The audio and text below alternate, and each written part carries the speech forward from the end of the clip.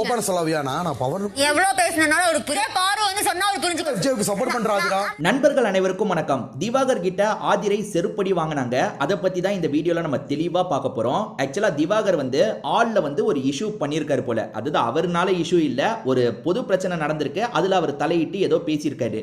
அதுக்கப்புறம் அதை பத்தி டிஸ்கஸ் பண்றதுக்காக இப்ப சூப்பர் டீலக்ஸ் ரூம்ல வியானா இருக்கும்போது இவர் பேசுறதுக்காக வராரு. வியானாவும் சாதாரணமா அவர்கிட்ட பேசிட்டு இருக்காங்க. அப்ப இந்த ஆதிரை குறுக்க பூந்து என்ன சொல்றாங்கன்னா, அவர்கிட்ட நீ பேசுறதே வேஸ்ட், அவர் புரிஞ்சுக்க மாட்டாரு, நீ சொல்றதை கேட்க மாட்டாரு அப்படின்ற மாதிரி சொல்றாங்க.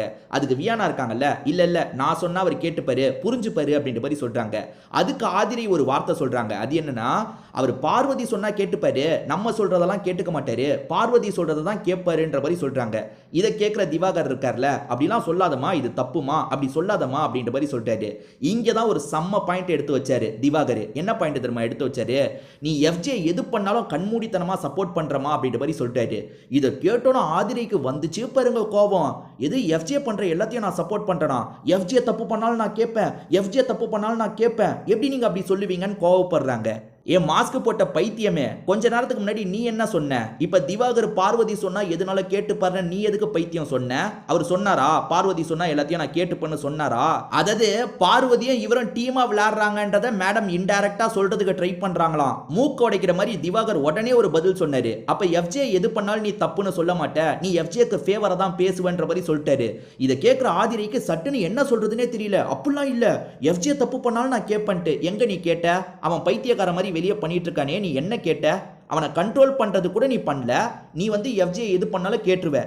திவாகர் மாதிரி ஈஸி டார்கெட் கிடைச்சாதான் நீ கேட்ப. திவாகர் என்ன சொல்றாருன்னா, பார்வதியா இருந்தாலுமே சரி, பாயிண்ட் சரியா இருந்தாதான் நான் பேசுவேன், பார்வதின்றதுனாலயெல்லாம் சப்போர்ட் பண்ண மாட்டேன்னு சொல்லிட்டாரு. ஆனா அதை தாண்டி இவர் பார்வதி விஷயத்துல வந்து மற்றவங்களை காட்டிலும் சப்போர்ட் பண்றாரான்னு கேட்டீங்கன்னா கண்டிப்பா சப்போர்ட் பண்றாரு. ஆனா அதை கேட்கறதுக்கு ஆதிரை உனக்கு எந்த ஒரு தகுதியுமே கிடையாது. ஏன்னா எஃப்ஜே என்ன பண்ணாலும் நீ சப்போர்ட் பண்றல, கரெக்டா பிடிச்சாருங்க. இவர் வந்து எப்படின்னா, இந்த ஆதிரை வந்து நக்கல் பண்ணிட்டு போயிடலாம், அதாவது இவர் பார்வதி சொன்னதான் கேட்பாரு, மற்றவங்க சொன்னா கேட்க மாட்டாருன்னு நக்கல் பண்ணிட்டு போயிடலாம் இந்த ஆதிரை நினைச்சாங்க. ஆனா இவர் செருப்படி தர மாதிரி என்ன பண்ணிட்டாருன்னா, இவங்க வந்து எஃப்ஜே சொன்னாதான் கேட்பாங்கன்ற மாதிரி சொல்லிட்டாரு. ஆதிரைக்கு என்ன பண்றதுன்னு தெரியல, என்னென்னமோ பேசி கவர் பண்ணிட்டு இருக்காங்க. பிரச்சனை இங்க எங்க ஆரம்பிக்குது? அவரு வியானா கிட்ட எதுனாலும் பேச போறாரு. உனக்கு என்ன வந்தது? அவர்கிட்ட பேசாத, எது சொன்னாலும் புரிஞ்சுக்க மாட்டாரு, பார்வதி சொன்னாதான் அவர் புரிஞ்சுப்பாருன்னு நக்கல் எதுக்காக பண்ற? வியானா கிட்ட பேச போனா உனக்கு என்ன பிரச்சனை வந்தது? தேவையில்லாம இந்த மாதிரி பேசி தான் வாயை கொடுத்து அசிங்கப்படுறது இது.